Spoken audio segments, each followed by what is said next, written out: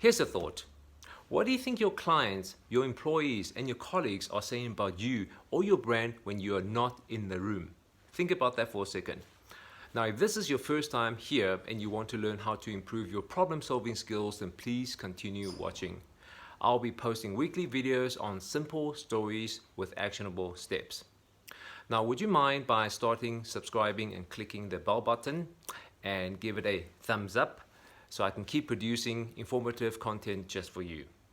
Now, on the 4th of August, 94.7 DJ Frankie Du Toit, he posted a video on Twitter that went viral, and the caption read as follows. After 50 years of teaching, my mom retired at the age of 70, and the whole school gave her a guard of honor. Now, all the students lined up and they clapped and they cheered for Mrs. Du Toit as she left the school grounds for one last time. When I watched the video, I'm not going to lie, I got teary-eyed. Now, folks, imagine the day that you retire, wouldn't you want to leave behind that kind of legacy? Now, here's the best part of the video for me. I realized it's the same Mrs. Du Toit that taught me high school maths in the late 90s. Now, I want to share 2 lessons that you can use in your own personal growth, which I learned from Mrs. Du Toit. Now, lesson number 1. An average person simply tells you things, but an exceptional person will show and tell you the way. Now, I remember Mrs. Du Toit talked about how much she cared about the students, but she showed it by always being compassionate, and she genuinely cared. I remember there was an incident.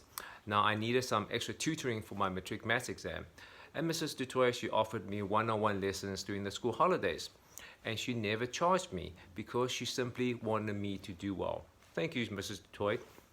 Now, number 2, always encourage others. I was an insecure teenager, and she saw that.